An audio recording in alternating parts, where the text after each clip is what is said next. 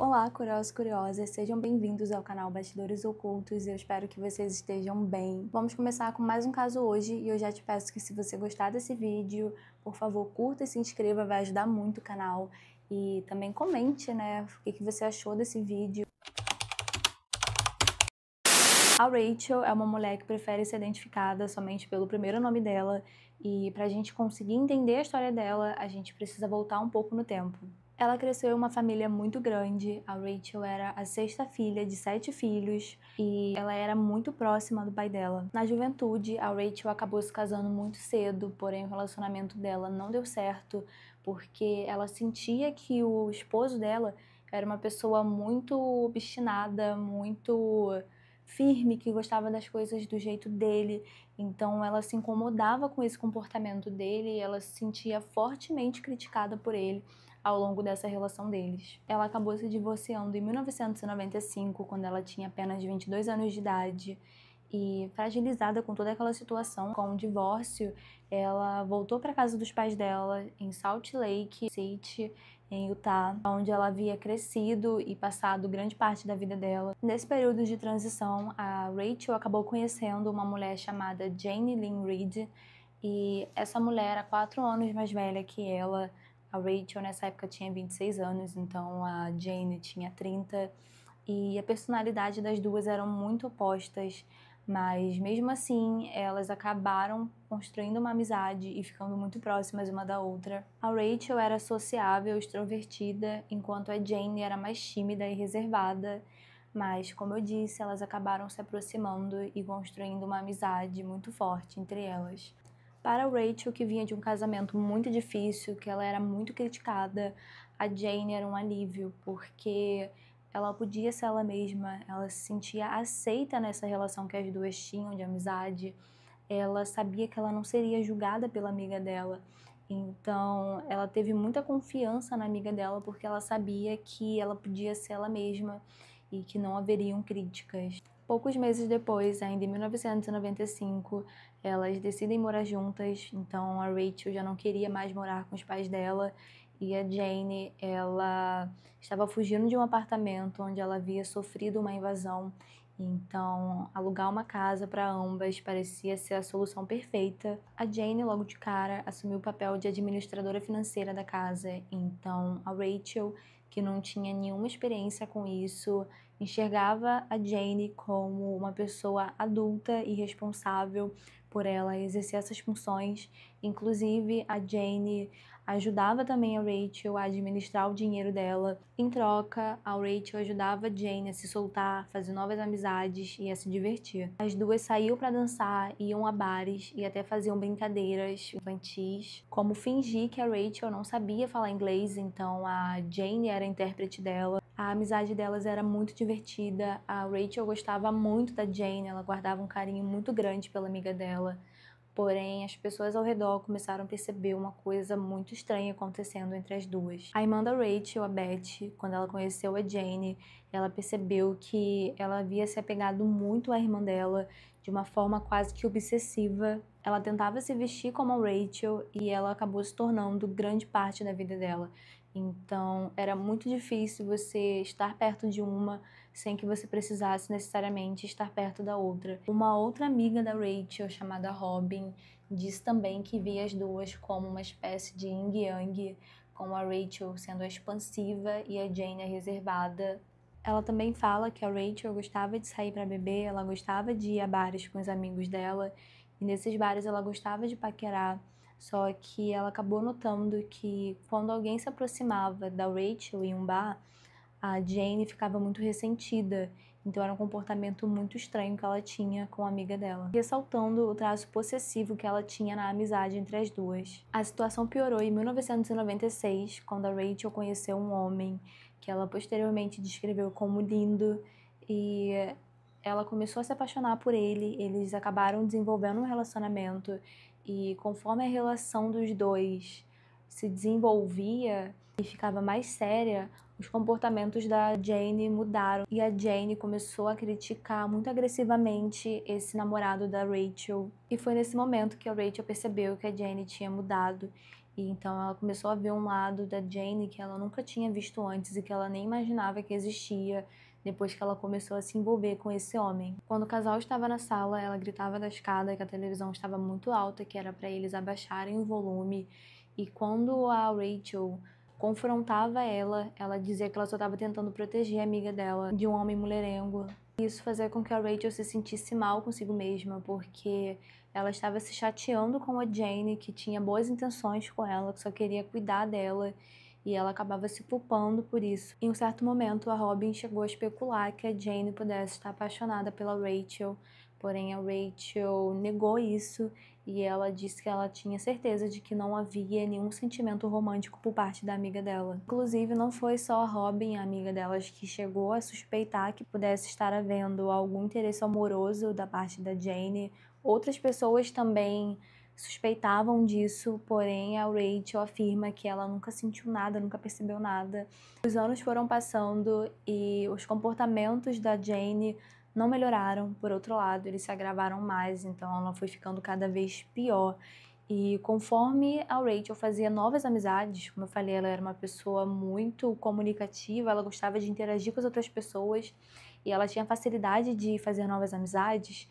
A Jane não gostava, então ela começava a gritar certas coisas que pudessem constranger a Rachel na frente dessas amizades. Inclusive, em algumas ocasiões, a Jane chamava a Rachel de vadia na frente das pessoas.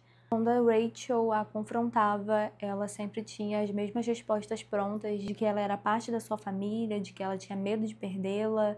Então, essas manipulações foram acontecendo por muito tempo. Diante de toda essa situação, a Rachel acabou saindo cada vez menos e ela se sentia mal quando ela não agradava a amiga dela. Os anos se passaram e a relação das duas permaneceu a mesma, porém em 2010 a vida da Rachel virou de cabeça para baixo. Ela, que até então era paramédica, sofreu uma hérnia de disco e precisou largar o emprego.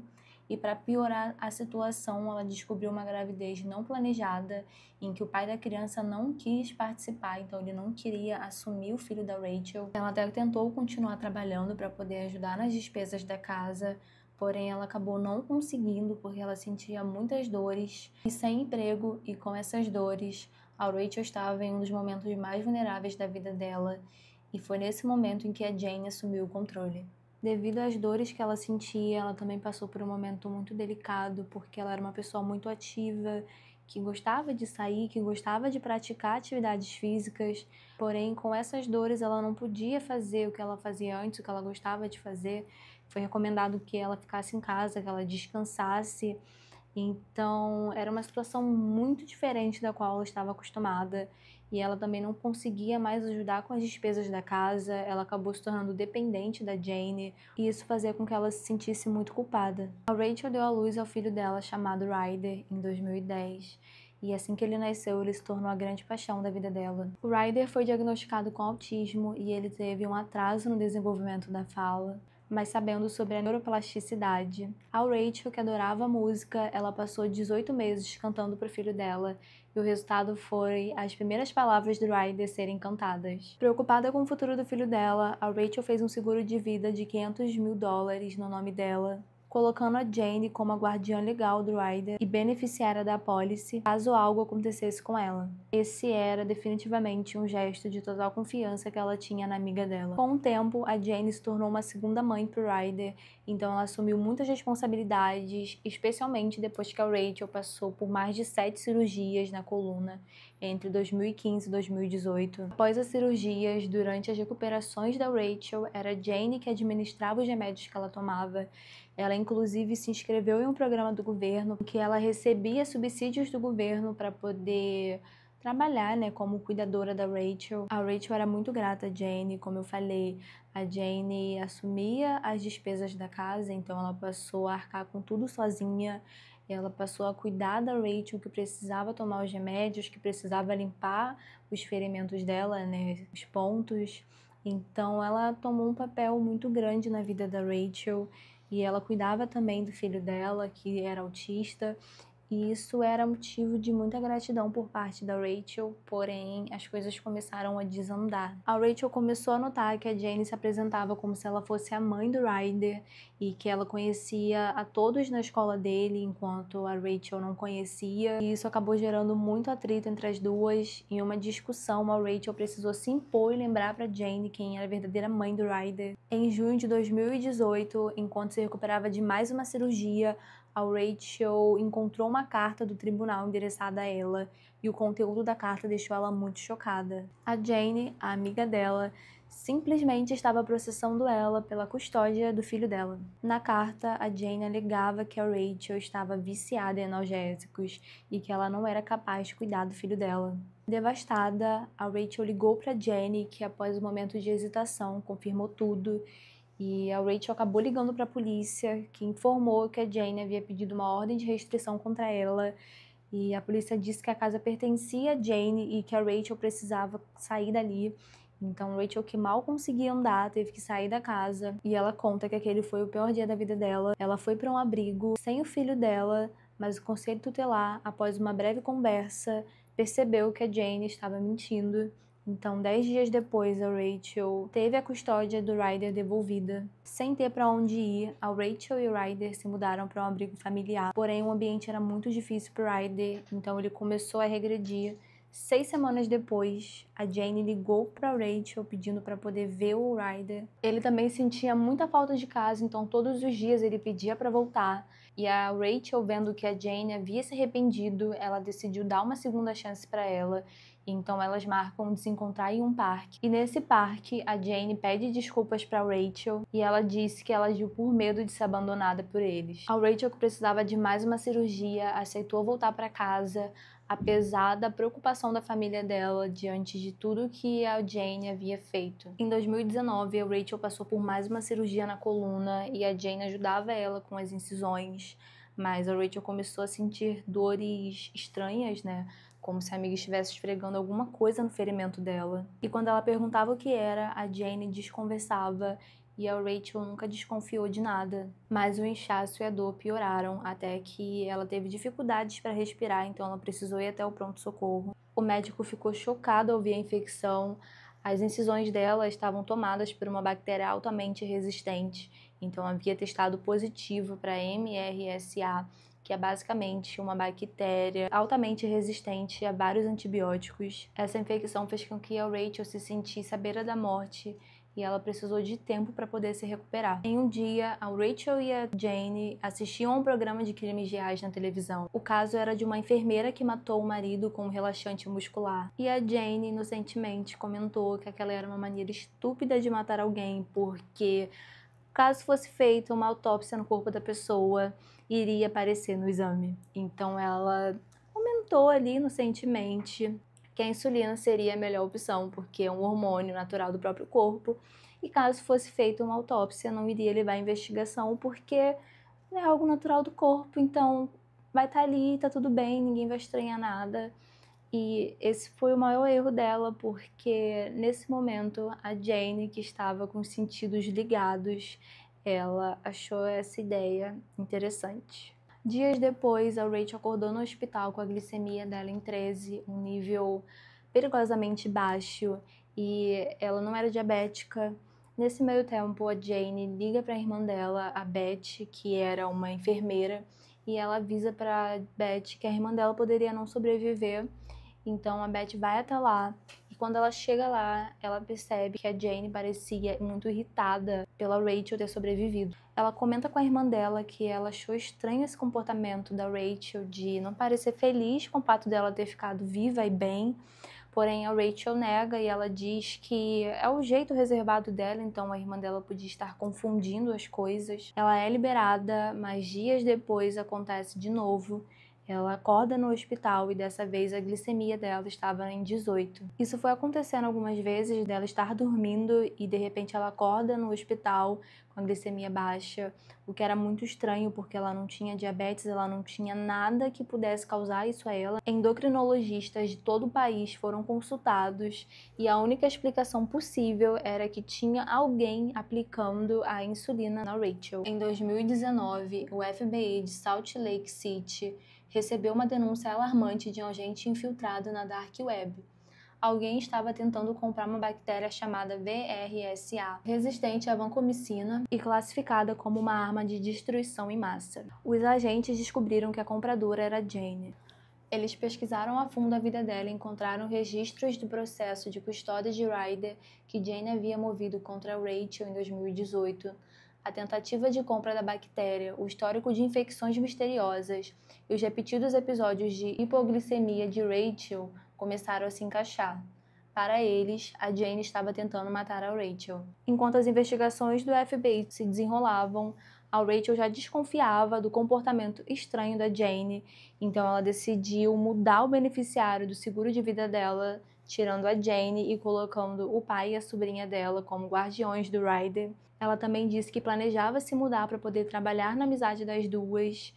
A Jane aceitou, mas ela pediu para que a Rachel esperasse até o Natal para que eles pudessem se mudar. E a Rachel ficou ali esperando realmente o Natal, então ela fez o que a amiga dela pediu. Enquanto isso, o FBI agiu rápido, então eles planejaram a entrega de uma bactéria falsa para Jane. Ela também havia pago $300 em bitcoins para que a entrega fosse o mais rápido possível. No dia 17 de dezembro, ela foi até os Correios e buscou esse pacote, com a bactéria que ela havia comprado.